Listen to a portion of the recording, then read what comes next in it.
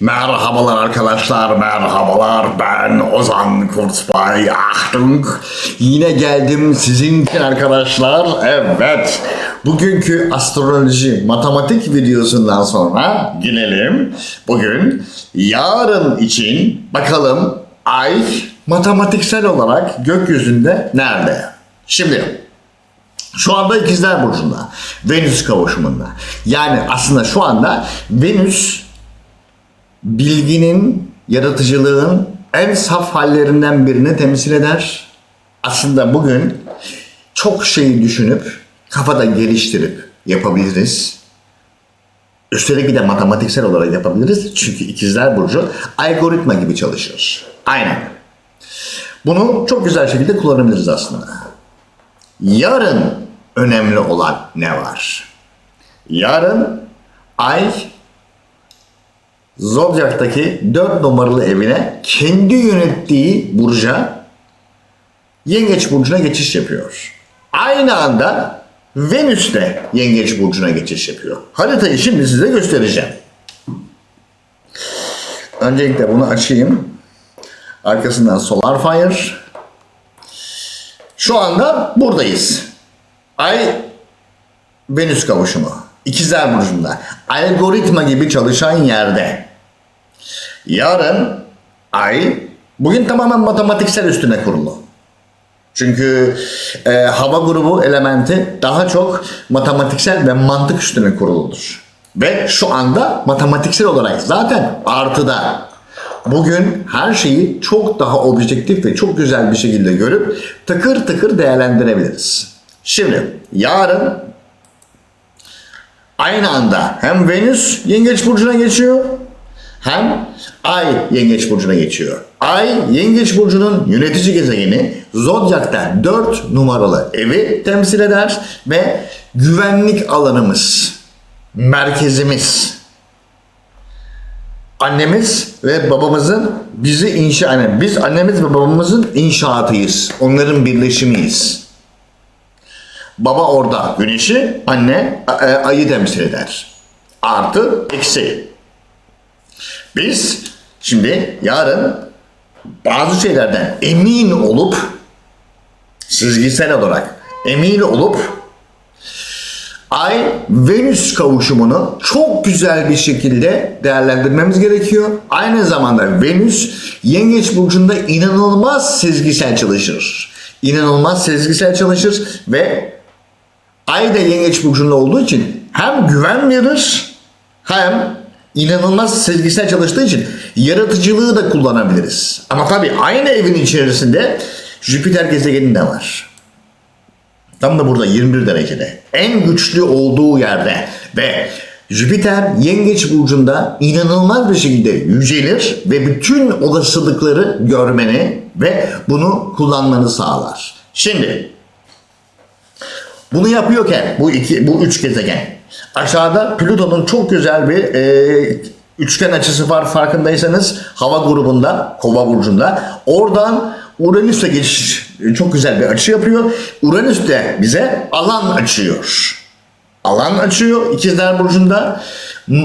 Madem kendimizi güvende hissediyoruz ve EQ'muz ile çok güzel olasılıkları değerlendirip IQ'muzla birleştirirsek Uranüs ve Merkür'le Yengeç Burcu'nun eksi yanını yapacağımız şeyleri inşa etmek için mantık ve matematikle beraber birleştirip çok güzel inşa edebiliriz.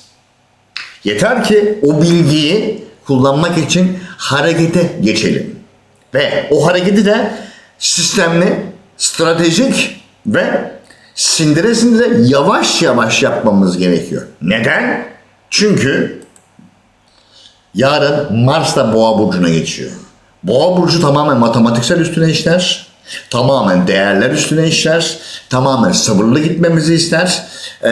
Ve zaman zaman pratik yoldan sonuca en hızlı giden yol. Ama bu matematiksel ve mantıksal olmak zorunda. Adil olmak zorunda. Yarın Aslında her şeyin böyle tıkır tıkır tam merkeze oturabileceği, cam gibi her şeyi görüp ona göre hareket edebileceğimiz bir noktada olacağız. Çat diye oturtabileceğimiz bir süreç. Bu matematiksel ve mantıksal olarak muazzam bir günü temsil eden yarın. Bu yüzden öncelikle baştan söyleyeyim. Yapabileceğiniz en kötü şey korkularınıza kulak vermek. Bilinçaltınıza. Yapabileceğiniz en kötü şey direkt onlara sarılmak. Onlar orada var. Onlar orada hep var. O korkular. Çünkü bu insanın doğasında var. Hayatta kalma içgüdüsü. Bu insanın doğasında hep var. Bunu hiç kimse inkar edemez. Onlar orada duracak. Sen üst bilincine geçene kadar o bilinçaltını geliştirmek zorundasın. Geliştirdiğin sürece o korku soru işaretleri yavaş yavaş gitmeye başlayacak. Yavaş yavaş gitmeye başlayacak ve artık beyin o kadar hızlı gelişime odaklanacak ki onlar orada varlığını sona erdirecek. Çünkü her şeyi nerede ne şekilde yapabileceğini biliyorsun. Kendini geliştirdin çünkü. Ama geliştirmiyorsan, hiçbir olasılığı değerlendirmiyorsan, pasifsen tamamen onlara mahkumsun zaten. O korkulara mahkumsun. O yüzden kendini ne kadar geliştirirsen o kadar özgürleşirsin hayatında. Çünkü korkudan eser kalmaz. Bu durumda üst bilince geçersin. Kuzey ay düğümüne tıkır tıkır işlemeye başlarsın. Hiçbir şey senin için bir problem teşkil etmez. Hatta problem peşinde koşturursun ki daha fazla gelişebilesin diye. Aynen. Şimdi yarın bu kadar güzel bir gün varken, ay yengeç burcundayken, o kadar rahatlayabileceğim bir gün varken bakalım bu tarot üstünden nasıl ilerleyecek? Onu şimdi gözden geçireceğiz. Koç burçları hangi ev? 4 numaralı ev. En güvenli alanın yarın söz konusu olan kısım o. En güvenli alanın ve otomatik olarak 4 ve 10 numaralı aks. Bakalım yarın neleri yapacağız. Arkadaşlar bu arada söyleyeyim. Videoları her gün zincirlemesine takip ederseniz aslında nasıl gittiğini anlarsınız. Nasıl gittiğinizi anlarsınız. Çünkü dünkü videoyu çekiyorum. Ondan önceki videoyu çekiyorum. Her gün bir sonrası. Adım adım. Zincirlemesine gidiyor bu videolar. Zincirlemesine takip ederseniz muazzam bir analitik yakalamış olursunuz. Sayın Koç burçları. Güneş burcu ve yükselen burcu Koçlar. 1 numaralı kart, 2 numaralı kart ve 3 numaralı kart. Ne der? Sayın Koç burçları bir heyecan kasırgası içerisinde, kupaların ası bir heyecan kasırgası içerisinde ve alacağı haberlerle beraber çok güzel bir şekilde Jüpiter'i kullanırsa hem kalıcı, köklü, konfor alanını yükseltebilme ve değerlerini yükseltebilme fırsatı elde edecek matematiksel olarak. Bunu kullanıp kullanmadığınıza bağlı olarak değişir. Çünkü bak Venüs 4 numaralı evde, Jüpiter de orada, Ay da orada. Senin 4 numaralı evinde şu anda. Orada o konfor alanını yükseltebilecek olağanüstü olasılıklar var. Bu haberleri kullanırsan çok güzel noktalara götürebilirsin. Sadece doğru zamanda doğru hamleyi yapman lazım Sayın Koç. Doğru zamanda doğru hamleyi yaptığın takdirde haber kötü bile olabilir. Bak negatif bile olabilir. Eksi bile olabilir. Ondan çok güzel bir artıya dönüştürebilirsin. Eğer bilinçaltını dinleyip de vah tribine girmezsen. Bırak o tribi. O duygusal tepkileri bırak. Bak Ay, Jüpiter, Venüs, Yengeç burcunda. EQ'yu çalıştır. Imagination, yaratıcılığını çalıştır. Yaratıcılığını çalıştırırsan ne zaman ne yapman gerektiğini zaten bulursun Sayın Koç. Bu yüzden hiç durma. Tıkır tıkır ilerle. Tıkır tıkır ilerle ve tıkır tıkır ilerleyip bu gelecek olan haberler kendini bir şeyi kanıtlamaya doğru götürecek. Değneklerin kraliçesi öyle diyor. Sancılı bir süreç olacak. Eyvallah. Resmi dairelerle dahi uğraşmak zorunda kalabilirsin. Ama bu senin zaten köklü bir konfor alanına dönüşümünün başka bir olasılığı yok. İlla bir resmiyete binmek zorunda. Ancak o zaman değerlerini yükseltebilirsin. Odaklanabilirsin. Zaten hem doğrudan hem dolaylı desteğin de olacak. O yüzden sakın ve sakın bu fırsatı kaçırma Sayın Koç burcu. Gelelim şimdi Sayın Boğa burçlarına.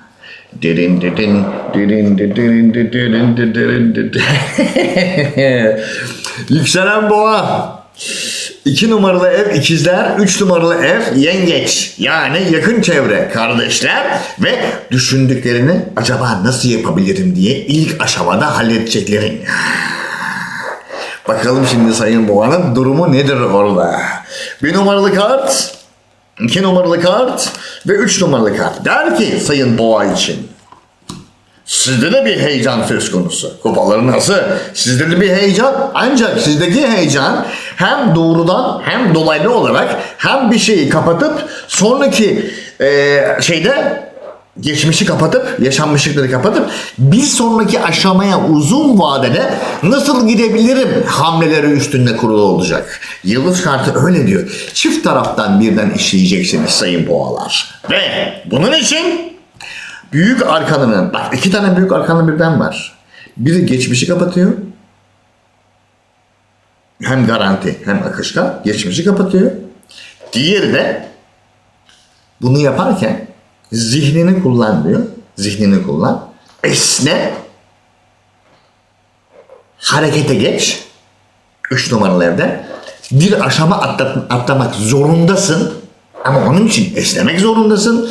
Esnedikten sonra da bir karar vermek zorundasın. Zorundasın. Hem kapanma kararını vereceksin, hem kabul etme kararını vereceksin. Bir sonraki aşamayı.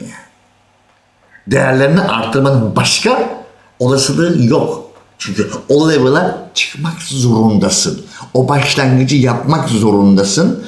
O adımı atmak zorundasın Sayın Boğa. Başka matematiksel ve mantıksal olasılığın yok. O yüzden sabitliğinden kurtulmak zorundasın Sayın Boğa. Aksi takdirde ari ve dersi. Ki yengeç 4 numaralı ev olan asıl köksel değerine olur. Yapmadığın takdirde. Ama yaparsan sıkıntı yok. Şimdi gelelim Sayın İkizler Burcu'na. 2 numaralı ev. Değerler evi. Achtung. Değerler evi. Ne diyormuş değerler için? 1 numaralı kart. 2 numaralı kart. 3 numaralı kart. Ne diyormuş Sayın İkizler? Bir süre önce bütün olasılıkları denemiş olman gerekiyordu. Yaptıysan eğer şu anda değerlerini arttırmaya doğru muazzam fırsatlar eline geçiyor demektir. Bunun için de daha önce yapmış olduğun şeylerden gelen artılar önüne doluşmaya başlayacak. Yaptıysan eğer o artılarla şimdi birleştirip bütün olasılıkları bir araya getirip Ay, Jüpiter uzlaşmacı tavırlarla değerlerini çok güzel bir şekilde arttırma olasılığın çok fazla var. Merkür zaten senin 1 numaralı evine girdi. İkizler Burcu'na. Onu sonuna kadar istikrar için kullan. Mars Boğa'da, Güneş Boğa'da, Merkür İkizler'de onun sekmesine müsaade etme. Hiçbir şekilde sekmesine müsaade etmeyeceksin. Onu olasılık olarak kullanıp tamamlayıcı unsur o haline getirmen gerekiyor Sayın İkizler. Tamamlayıcı unsur haline getirdin mi? Bitti. Done. Net bir şekilde. Matematik mantık bu ya. Tamamlayıcı unsur. Tık koy. Bitti. Merkür Başak'taymış gibi kullan. Analitik. Tamamen. Tertemiz. Net. Gelelim şimdi Yengeç Burcu'na. Bir numaralı evde hepsi var. Bütün olasılıklar bildiğin gibi değil. Oh, oh, oh, oh, oh. Bütün olasılıklar. Bir numaralı kart, 2 numaralı kart, 3 numaralı kart sayın yengeçler. Ne diyormuş? Achtung! Kann doch nicht wahr sein. It's not possible. As in Jesus Christ. Korkular en büyük düşmanı. Kendi korkuları aha da burada. Kılıçların dokulusu. Kendi korku en büyük düşmanın. Kendi rutinlerin, kendi alışkanlıkların, kendi korkuların. Çünkü bir sonraki aşama için start vermek zorunda ya ama bunun için de alışkanlıkları bırakmak zorunda. En başta anlattığım gibi alışkanlık, Güney Ay düğümü alışkanlıkları bırakmak zorunda. Kendi yönetici gezegeni Ay, Güney Ay düğümü alışkanlıkları bırakmak zorunda. Bırakabildiyse muazzam olayların üstüne koşturacaksın. O haberle beraber gitmen gerekiyor. Bir numaralı. O olasılıkların üstüne gitmen gerekiyor ve bütün sanatsal yeteneklerini döktür abi. Döktür. Kupaların kralı öyle diyor. Döktür. Sanatsal etkinliklerde boy gösterebilirsiniz sayın yengeçler. Konu bir numaralı ev. The one. Hayatı karşıladığın ev. Ama bunun içinde sanatsal etkinliğin olduğu yerde korkuya yer yoktur. Neye yer vardır? Yaratıcılığa. O korkularını yaratıcılığa dönüştür. Artıya dönüştür. Eksi korkunu eksi korkundan çarp, artıya dönüştür. Eksi korkunu eksi korkundan çarp, artıya dönüştür. Ve artıya dönüştürdüğün takdirde ne olur? Ben sana söyleyeyim. Değersel dengelerin dalgalanmaya başlar çünkü artması gerekiyor. Dalgalanmayan şey artmaz. Artması için dalgalanması gerekir. Bunun için de hem Merkür'ü hem Mars'ı aynı anda kullanman gerekiyor. Büyücü kartı.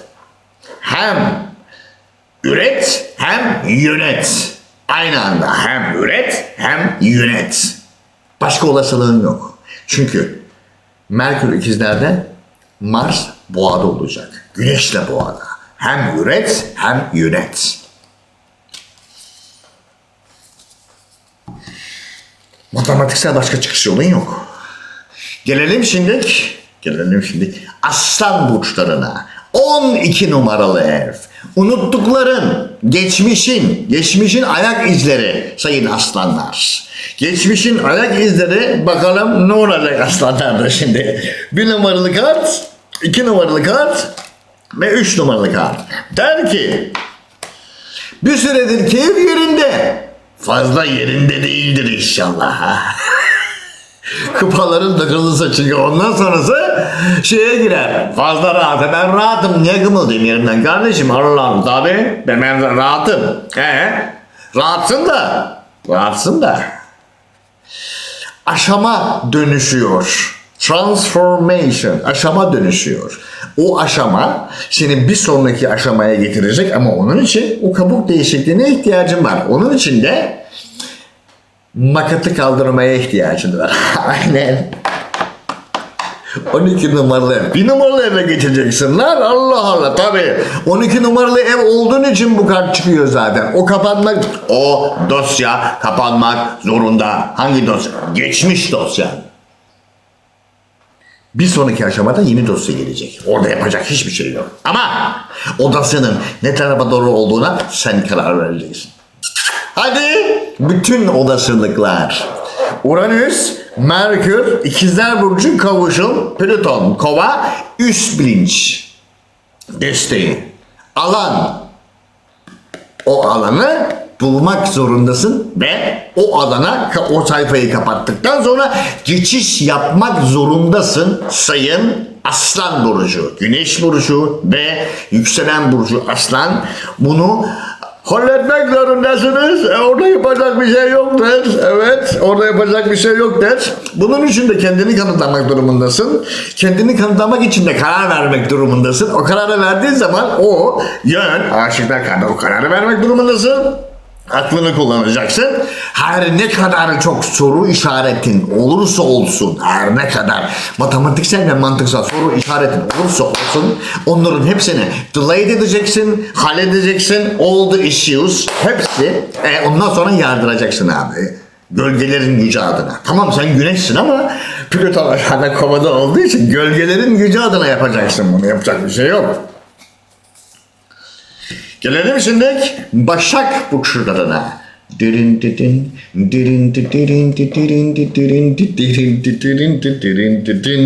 Başta 11 numara, vay be, o dış bağlantılar. Akıllı olun. Bakalım hangi dışsal bağlantıyla ne yapıyorsunuz sayın Başaklar?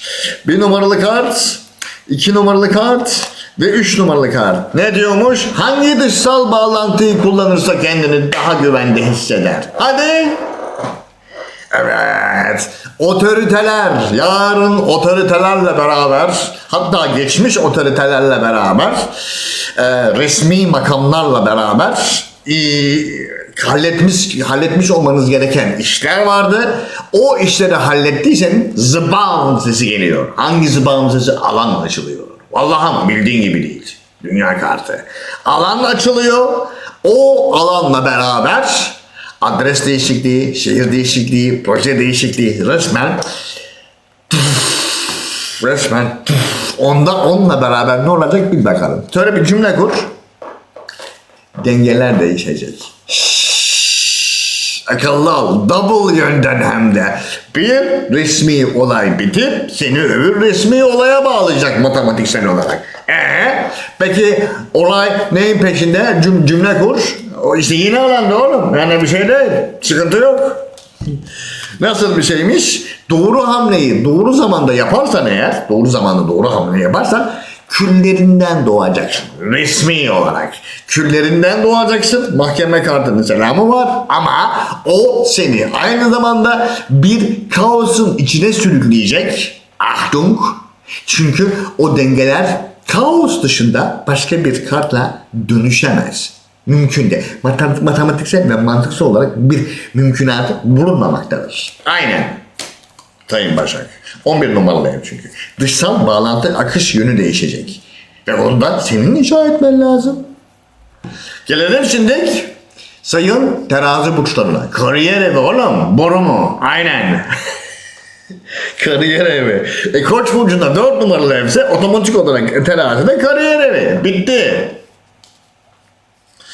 1 numaralı kart, 2 numaralı kart ve 3 numaralı kart. Sayın teraziler ne diyormuş? Bir süre önce seçim yapmak zorundaydın. Yaptın mı? Bir süre önce seçim yaptım, doğru mu? Yaptım. Yaptın mı? Yaptım. O zaman şu anda bir yaptığının doğru olup olmadığına dair şu anda soru işaretlerinin olması gerekiyor. Var. Vallahi bildiğin gibi değil. Var. Tamam. Peki onlar nereye doğru gidiyor şu anda? İşte that is the question.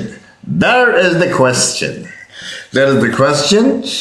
Şimdi o yönü tam olarak belirledin mi? İki gözün önüme aksın.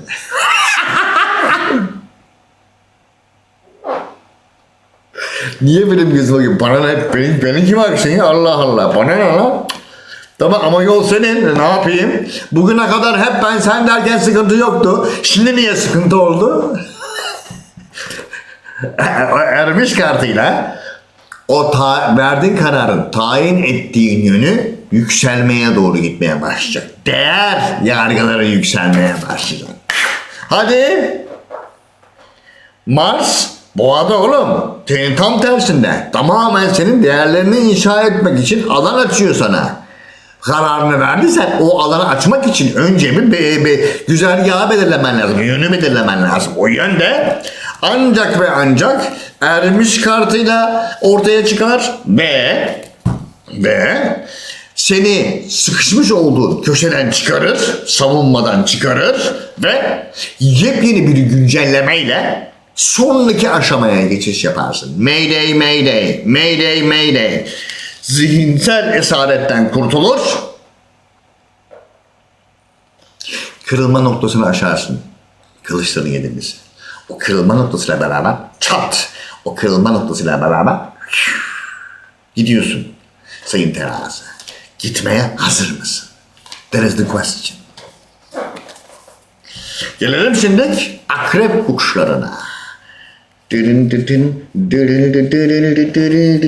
9 numaralı yay burcu. Akrep de yay iyi anlaşır. Anlaşır zaten. Hayatınızın dönüşümünün dönüm noktasının doğru olup olmadığını kontrol etme ve bunu kullanma evi sayın akrepler. 1 numaralı kart, 2 numaralı kart ve 3 numaralı kart. Diyor ki sayın akrepler için sarıldığın şeyleri bırakmış olman gerekiyor. Bıraktın mı? Sarıldığın değerleri. Yeni değerlere yatırım yapmak amacıyla sarıldığın geçmiş değerleri bırakman gerekiyordu. Bıraktın mı sayın akrep? Bıraktıysan çünkü haberler olumlu gelmeye başlıyor. Yok bırakmadıysan, çünkü 9 numaralı, bırakmadıysan eski inanış şeklini, inanış biçimini, yaşam tarzını, hayata yaptığın karşılama biçimini eğer bıraktıysan, bunlar benim değerlerim diye bıraktıysan haberler olumlu. Niye olumlu? Hem ikili üçlü görüşmeler halinde olumlu, hem de kalite köklü babında olumlu. O görüşmelere gidip 9 numaralı evi kalıcı hale getirmen lazım. Bunun için de 4 numaralı kartı bırakman lazım. Oradaki değerleri bırakman lazım. Yapacak hiçbir şey yok. Orası dükkan senin. Peki o nasıl yapılacak o iş? Ya, bir dur. Nasıl yapılacak? Komple sona erdirmen lazım. Somut olarak bir bölümü bırakıp komple arrivederci diyeceksin ve alacağın destekle beraber artık önünü görmeye başlayacaksın. Çünkü arrivederci dediğin an tık, o modül kopuyor. O modül koptu mu öbür modülü görmeye başlıyorsun zaten. Matematiksel olarak kaçınılmaz bunu görüyor olman. Ve bunu yaptığın zaman şimdi gördüm şu taraftan gideceğiz diyeceksin. O görüşmelerle beraber. Her şey kabak gibi açılacak. Oradan geçiş yapman lazım. Oradan kopman lazım. Bitti. 9 numaralı, altındaki 9 numaralı eve yaşam tarzını bırakıp bir sonraki yaşam tarzına geçiş yapacaksın. Bunu bırakmadan, aşağıdakini bırakmadan yukarıdakine geçiş yapmak matematiksel olarak imkansız. Gelelim şimdi sayın yay burçlarına. 8 numaralı evden boru mu? Aynen. Başkalarının finansal kaynakları açık düşmanlar, rekabet, ve neyi nereden bulabileceğine dair emin olma ve yaratım enerjisi. Bunları yaratım enerjisi. 1 numaralı kart, 2 numaralı kart ve 3 numaralı kart. Ne diyormuş sayın yaylar için? Diyor ki oğlum fazlalıkları attın mı lan? Ya delikanlı gibi söyle. 2 dakika delikanlı. Aynen.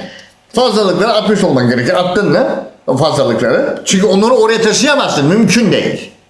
Sen fazla ego yaparsın. Ben taşırım. Yay ben uçan pisicik. Ben yaparım dersin, görürsün geçerken. O geçerken öyle neşterle diye götürecek çünkü onları. Götürmezsen long diye sen inersin. Evet. Sen inersin çünkü herkes alması gereken sorumluluğu almak zorunda matematiksel olarak. Herkes almak zorunda olduğu zorunluluğu almak zorunda. Eğer ki diyorsan ki bak bu insan psikolojisinde inanılmaz kötü bir şeydir. Başkalarının sorumluluğuna öyle bir bağlanırsın ki onlar sende güvenli alan hissi yaratır. Bu bir illüzyondur sayın yay. Kendini manipüle ediyorsundur. Ve o manipülasyona o kadar alışmışsın ve benimsemişsindir ki kendini çıplak hissedersin. Hayır, olamaz. Onları bırakmak zorundasın. Başka olasılığın yok. İmkansız. Bitti. Done. Arrivederci. 8 numaralıdaki insanları daha ne kadar taşımayı planlıyorsun? Bırak, herkes kendi sorumluluğunu kendi alsın. Bitti. Achtung. Aynen. Orada yapacak hiçbir şey yok. Bak şimdi izle. Zaman içerisinde zaten almazsan hadi. Zaman içerisinde almazsan zaten almak zorunda kalacaksın. Orada yapacak hiçbir şey yok. Ya gemiyi ilk fareler terk eder, o çok buram buram güvendiklerin otomatik olarak gemi batar ya da sen gemiden kaçarsın filikayla. O zaman içinde her şey dönecek zaten. Mecbur dönmeye ve sen de o dönüşte kendi sana değer katan kitlenle yoluna bakacaksın. Orada yapacak hiçbir şey yok. Tertemiz. Gelelim şimdi Ağlak burçlarına ciddi işler, ciddi ilişkiler mi? Ciddi işler ve ciddi ilişkiler mi? 1 numaralı kart, 2 numaralı kart ve 3 numaralı kart sayın oğlaklar. Ne diyormuş? Yaptın mı? Düşünüyorum. Hala düşünüyor mu? Kapatın. Yani şalteri indirin. Kılıçdaroğlu'su kapatmış olman gerekiyordu. Yaptın mı? Şuradaki eskiyi kapatmış olman gerekiyordu. Yaptın mı? Hayır, ihanete uğradım. Daha kötüsü oldu. Kim yaptıysa ellerine sağlık. Kim yaptıysa ellerine sağlık. Çünkü sen başka türlü yapmayacaktın. O güncellemeyi yapmayacaktın başka türlü. Çünkü mevzu ciddi diyorum, inanmıyorsun kardeşim. Ayıp denen bir şey var. Mevzu ciddi diyorum. Ciddi işler ve ciddi ilişkiler. Ama sen yapmıyorsun. Hala eski NATO kafa, NATO mermer. Hala orada ben devam edeceğim diyorsun. Ama benim bir dünya soru işaretim var. O soru işaretin kafan eskiden kaldığı için var. Onları değiştirirsen o soru işaretleri otomatik olarak ortadan kalkar. Güncellenmiş olursun çünkü. Onlar çok literatürden kalkmış olan eskimiş, güncelliğini çoktan kaybetmiş olan bilgiler. Ayıp denen bir şey var. Tabii, aynen.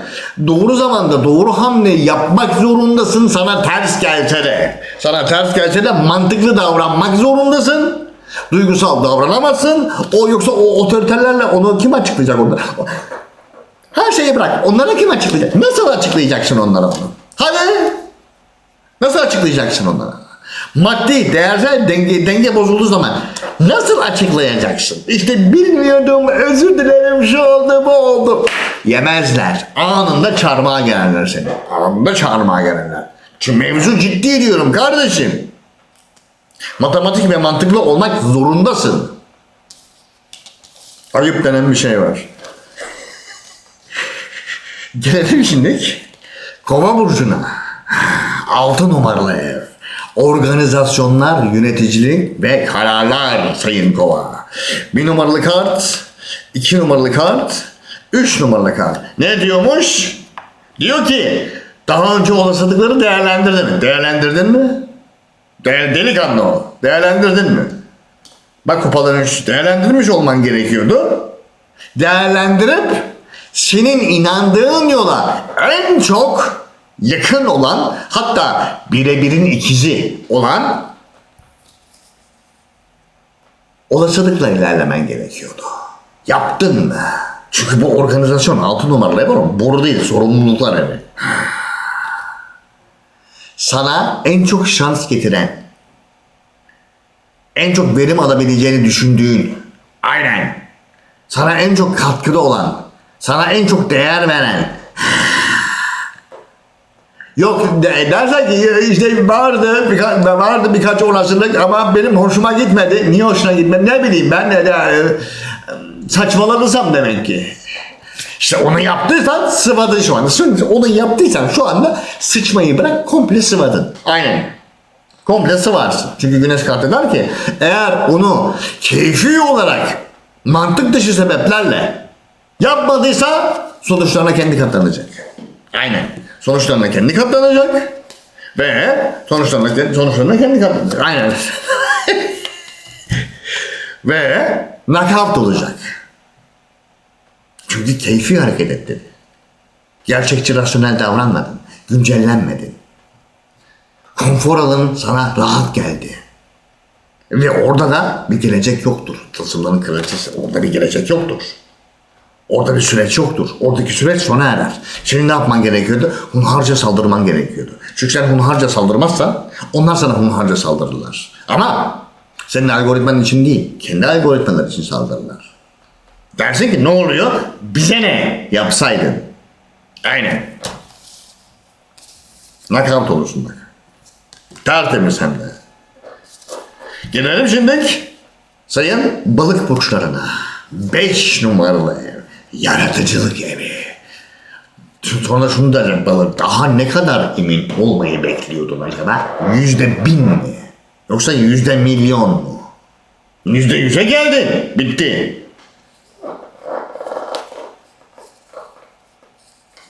O bahane arıyor aslında yapmamak için. %100'e geldi ama ben şundan da emin olmak istiyorum. %100, %150'den mi? Ama şu da olabilir. Olmayan olasılıkları mı üretmeye çalışıyorsun kafanda? Ben tahmin edeyim, yemiyor, tırsıyorsun. Temiz. 1 numaralı kart, 2 numaralı kart, 3 numaralı. Çünkü bir insan konfor alanından çıkmaktan korktu mu var olmayan tehditler çıkarır ortaya.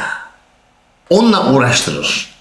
Ama o tehditler aslında orada yoktur. Onlar illüzyondur. Niçin? Adını koymamak için. Hadi. Bak bir şey dememe gerek kalmadı. 5 numaralı matematik. Eğer konu yaratıcılıksa ve bir sonraki aşamaya geçmek zorundaysan ve bunun için yengeç evi oradaysa sen bir şeyin adını koymaya korkuyorsundur. Bitti. Onun adını koymuş olmak ve imagination. Bak 5 numaralı ev. Tamam. Cuk. Matematik bu. Şaşmaz. Hiç şansı yok. O adını koyup o imagination'le yeni olanı 5 numaralı yaratman gerekiyordu. Kafanda. Ve ondan sonra icraata geçmiş olman gerekiyordu. Aman ben bıkmışım, nasıl aynı şey olacaktı. Nereden biliyorsun lan aynı şey olacağını?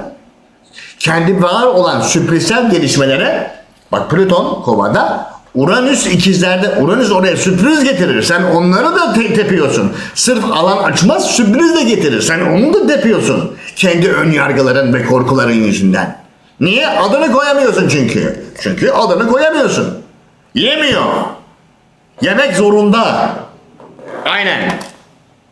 Yerse önemli patris, doğru noktaya bakman gerekiyor. Var olmayan olasılıklara odaklanmayacaksın. Doğru o noktaya bakman gerekiyor. Tılsımın beşlisi. Doğru olan noktaya bakıp da gördün mü zaten sende heyecan yaratacak. O heyecan da sende inanılmaz bir imagination. Yaratıcılık katacak sana. Onu yaptığın an bütün soru işaretleri tek tek domino taşı gibi ding ding ding ding ding ding gider sayın balık. Ama bunu yapman şartıyla. Matematik bitti. Arkadaşlar bugün benlik bu kadar. Ben Ozan Kurtpay. Daha sonraki videoda görüşmek üzere. Narivelersi. Aynen.